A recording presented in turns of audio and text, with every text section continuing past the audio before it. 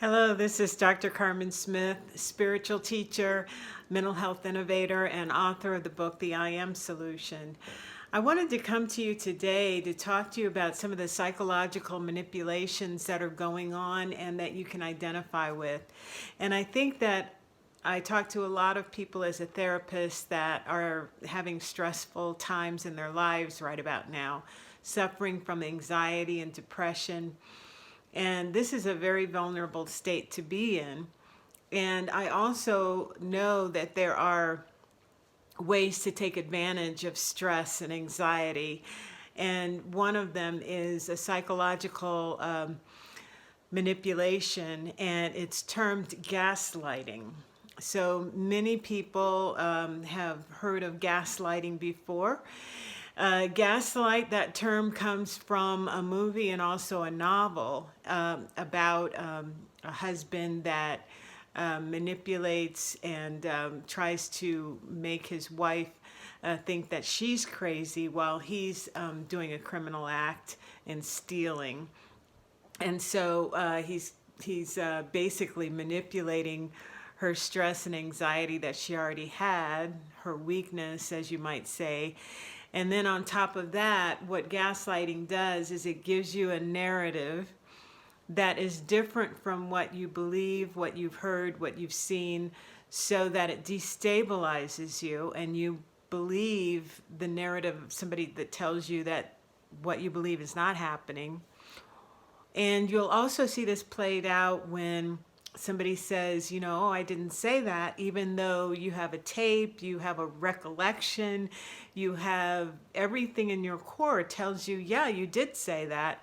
And then the other person says they didn't, and then points out why you're wrong, and also gives you another narrative to believe rather than the narrative that you came to with your own senses, your own five senses. So that is what gaslighting is.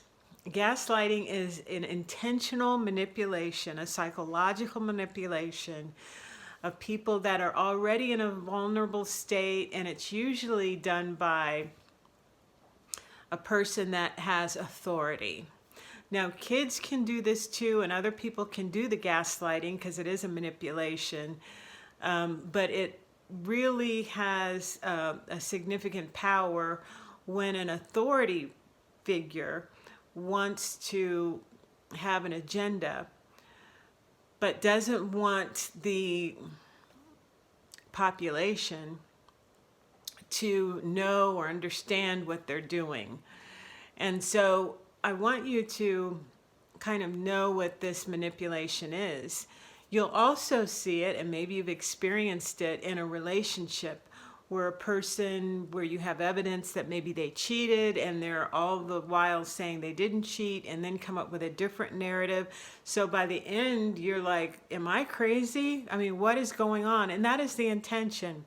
The intention of gaslighting is to destabilize the person that you're trying to victimize in that way. So one of the funniest things that I've seen in a sketch form was when gaslighting was kind of illustrated in a show called Love American Style, which I think that's dating me because that goes back to maybe the 70s. But there was a sketch where the wife comes home and the guy is in the bed with his mistress. And the wife is looking at them in bed and going, oh my God, Edgar, what are you doing? And all the while, Edgar and the girlfriend are putting their clothes on, making the bed. The girlfriend leaves, and the wife is like, what are you doing? I caught you red-handed. And then by the end of the sketch, the husband's on the couch with a newspaper, and the wife is standing over him saying, I saw you, I caught you. And the guy is like, I don't know what you're talking about. And so the wife is like, oh my gosh, did I make that up? Am I crazy? Did my eyes fool me? So that is a funny and excellent way of describing gaslighting. It is when that person that is doing the manipulation causes you to question or doubt your own senses. And the key is is to trust your own truth and your own judgment. And so when you trust your own truth and your own judgment, it's much, much, much, much more difficult, if not impossible, to gaslight a person.